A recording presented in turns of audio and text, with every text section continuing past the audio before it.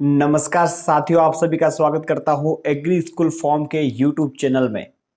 पिछला वीडियो हमने copper fungicide पे बनाया था और आप सभी के दर्शकों के माध्यम से इस वीडियो को सबसे ज्यादा सफलता मिली। तो ऐसे ही वीडियो मैं आपके लिए बनाता रहूंगा, बस मुझे साथ दीजिए। मैं आपकी पूरी कोशिश करूंगा कि आपकी सहायता करूं।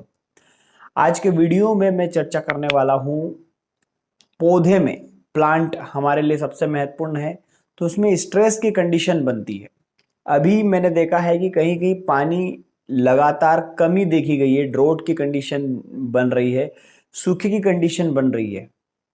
इस अवस्था में पौधा स्ट्रेस में है, मतलब पौधे की ग्रोथ और डेवलपमेंट बिल्कुल नहीं हो रही है, या लग रहा है कि आप पानी दे, लेकिन कई किसान ऐसे हैं जिनके पास पानी की भी समस्या हो रही है।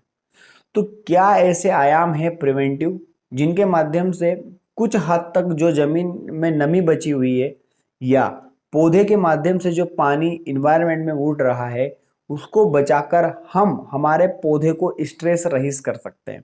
दोस्तों, आपको पता है कि अगर पौधा स्ट्रेस में रहता है तो बहुत सारे सिम्टम क्रिएट करता है बेवजह के, या तो पीला पड़ेगा या मुरझाएगा, बहुत सारी कंडीशन हो सकती है। आपके अगर फूल है तो वो ड्रॉप होके गिरेंगे कम पानी की स्थिति में। तो ये सारे कंडीशन को आज हम जानने वाले हैं, तो इस वीडियो के लिए अंत तक बने रहिए। तो कुछ चीजें हैं जिनके बारे में मैं आपसे डिस्कस करने वाला हूं। आपने कुछ केमिकल्स के नाम भी पढ़े होंगे, मैं आपको सिर्फ केमिकल्स बताने वाला हूं। आपने केमिकल पढ़ा होगा पोटेशियम नाइट्रेट।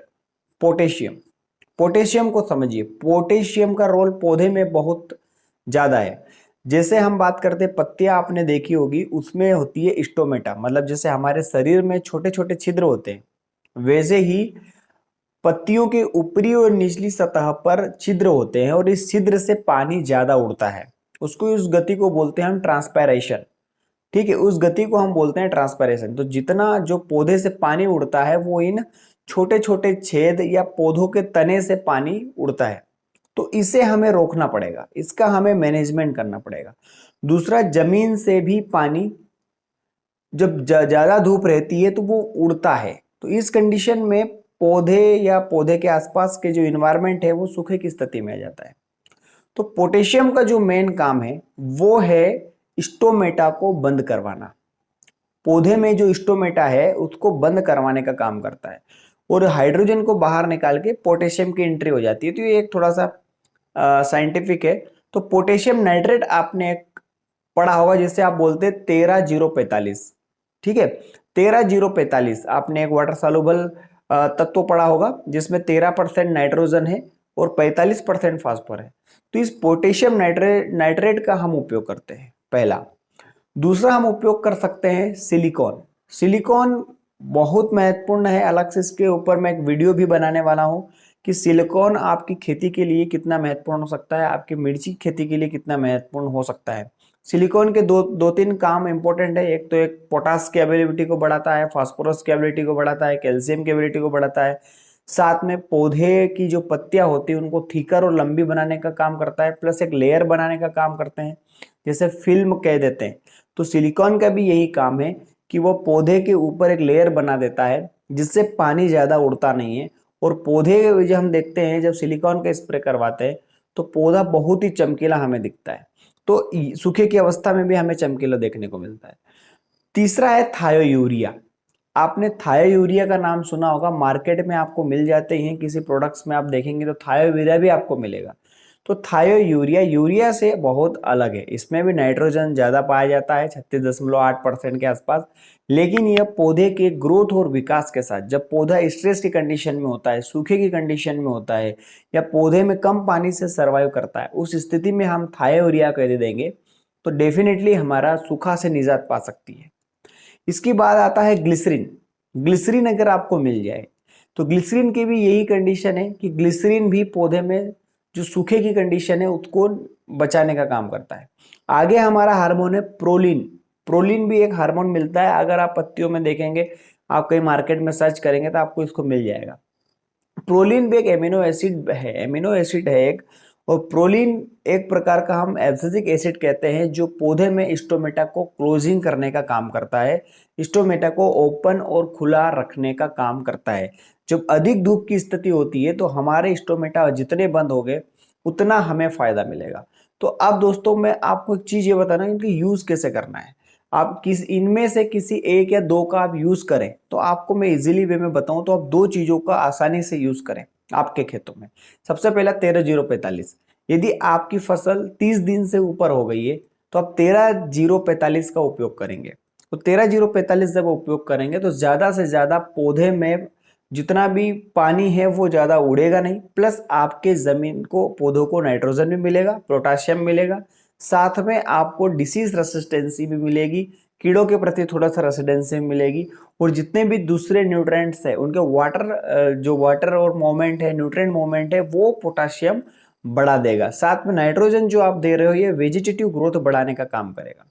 दूसरा, यदि आपको चाहिए तो सिलिकॉन बेस, किसी का भी सिलिकॉन आपको मिल जाए, चाहे वो सिलिकॉन बेस्ड एडजुवेंट हो, जैसे एप्सा 80 की हम बात करें तो एप्सा 80 भी एक ऐसा प्रोडक्ट है जो सिलिकॉन का काम करता है, और जब इसकी हम 5 ml मात्रा या स्प्रे में लेते हैं तो यह हमारे स्प्रेइंग पे काम करके एक लेयर बना लेता है, जिससे हमें लगता है कि पौधा बहुत ही चमकीला दिख रहा है, साथ में क्वालिटी दिख रहा है। दूसरा, इस एप्सा 80 की अगर हम 160 ml मात्रा को जमीन में अगर हम मिलाते हैं तो जमीन में मान लीजिए आपके पास ड्रिप है तो ड्रिप से आप जब देते हो तो लंबे समय तक नमी बना के रखता है। यह ऊपर अपनी लेयर बनाकर जमीन के कोलाइड फॉर्म में जाकर पौधे को न्यूट्रिएंट भी अवेल कराता है, साथ में पौधे में रेसिस्टेंस भी डेवलप करता है। ये दो चीजें तो आपको आसानी से मिल जाएगी। दूसरा जो मैं आपको बता रहा हूँ, सिलिसिलिक एसिड का उपयोग आप कर सकते हैं। सिलिसिलिक एसिड के भी आपके इंपॉर्टेंस बता देता हूँ मैं आपको, कुछ 3-4 इंपॉर्टेंस है। जैसे पोटेशियम का यदि आप उपयोग करता है तो ये opening and closing of stomata, ठीक है। इसके बाद जो है ये ट्रांसपायरेशन को कम करता है पौधे में, जो पौधे में ट्रांसपायरेशन होता है उसको कम कर सकता है। वाटर रिक्वायरमेंट्स मतलब पौधे की जो पानी लेने की क्षमता होती है उसको कम करने का काम पोटास हमारा करता है। साथ में ही पोटेशियम में जो है वाटर अपटेक जो होता है उसका मैनेजमेंट करता है। सिलिकॉन की मैंने आपको बात करी तो सिलिकॉन जो है यह पोटाशियम, फास्फोरस और कैल्शियम के इंटेक को बढ़ाता है। आपको पता ही, मैंने अभी आपको बताया, यदि पोटास खेत में ज़्यादा हो जाएगा तो डेफिनेटली आपका पौधे का संतुलन हो जाएगा। साथ में ड्रोट स्ट्रेस मतलब सूखे की कंडीशन यदि होती है, स्ट्रेस यदि पौधे में होता है तो उसको हटाने का काम भी सिलिकॉन करता है। साथ में स्टोमेटल कंडक्टिविटी मतलब आपके स्टोमेटा के क्लोजिंग और ओपनिंग को मेंटेन करने का काम जो होगा वो स्टोमेटा करेगा। आपने देखा होगा स्टोमेटा के माध्यम से कई बीमारियां भी फैलती है। इसके बाद ये जो पत्तियों को लार्जर और थिकर करता है मतलब बड़ी और मोटी बनाता है। साथ ही जब जब जब ज्यादा पानी बहता है पौधे से तो उसको रोकने का काम जो करता है वो सिलिकॉन करता है। इसलिए आप इसको सिलिकॉन को खेत में दीजिए, चाहे बेसल में दीजिए या चाहे आप इसको स्प्रे में दीजिए। दूसरा है थायोयूरिया। तो थायोयूरिया भी एक, जब आपका वातावरण स्ट्रेस कंडीशन में होता है तो तब यह काम करता है। पौधे के प्लांट ग्रोथ और प्रोडक्टिविटी के लिए ये बहुत महत्वपूर्ण है। सूखी की कंडीशन में, सलाइनिटी कंडीशन में, ज़्यादा हीट स्ट्रेस है मतलब मान लीजिए कि आपका इन्वायरमेंट हीट स्ट्रेस, उसको हम कैसे कहेंगे कि ज़्यादा धूप पड़ रही है, आपको चुभन वाली धूप लग रही है, उस कंडीशन में आप इसको दे सकते हैं। इसके बाद ग्लिसरीन जो है यह पौधे के जर्मिनेशन के लिए सबसे अच्छा है, साथ ही रूट की ग्रोथ के लिए सबसे अच्छा है, और यह पौधे में नाइट्रोजन फास्फोरस को अवेलेबल करवाने का काम करता है। साथ में सॉइल रिटेन मॉइस्चर मतलब जो मॉइस्चर है जमीन में उसको बनाए रखने का काम करता है। सिलिसिलिक एसिड जो है वह भी पौधे के ग्रोथ और डेवलपमेंट में काम करता है। साथ में ही जब पौधे में स्ट्रेस की कंडीशन डेवलप होती है तो उस कंडीशन में भी सिलिसिलिक एसिड का आप उपयोग कर सकते हैं। और प्रोलिन भी एक तरह का एमिनो एसिड्स है। तो इस तरह से आप इन सारे तत्वों का उपयोग करके पौधे को सूखे की कंडीशन में या कोई पौधा आपका स्ट्रेस की कंडीशन में, ज्यादा बीमारियां आ रही है उस कंडीशन में, इस तरह का उपयोग कर सकते हैं। आप देखोगे तो मार्केट में किसी न किसी प्रोडक्ट में ये सारी चीजें मिल जाएगी। 13-0-45 आपको आसानी से खेतों में मिल जाता है, आपको दुकानों पे मिल जाता है। सिलिकॉन मैंने आपको बता ही दिया है, एप्सा 80 एक प्रोडक्ट है जो एमवे कंपनी बनाती है, और मुझे ऐसा लगता है कि ये अच्छा प्रोडक्ट, मैंने अभी तक इसके रिजल्ट्स देखे हैं। सो दोस्त, अगर आपको इन प्रोडक्ट के बारे में जानकारी और डिटेल में चाहिए तो मुझे इस व्हाट्सएप नंबर पर हाई कहिए, कोशिश करूंगा आपको समय पर जानकारी दूंगा। हमारे अन्य सोशल मीडिया को आप डिस्क्रिप्शन में लिंक दी गई है, वहाँ पर आप मुझे फॉलो कर सकते हैं। साथ में मेरे जो अन्य वीडियोज़ हैं वो डिस्क्रिप्शन में दे रखे हैं, इनको आप पूरे देखें।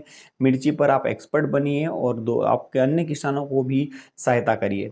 तो आज का जो समय है मित्र, वो स्ट्रेस की कंडीशन में पौधा ज़्यादा है, तो समय से आप इन चीज़ों का उपयोग करिए और अपनी फसल के उत्पादन को बढ़ाइए। आशा करता हूँ यह वीडियो आपको पसंद आया है। यदि आपको वीडियो पसंद आया तो ज़रूरी वीडियो को सब्सक्राइब करें, लाइक करें एंड शेयर करें। Thank you very much. जय हिंद, जय भारत, जय किसान, वंदे मातरम, जय हिंद।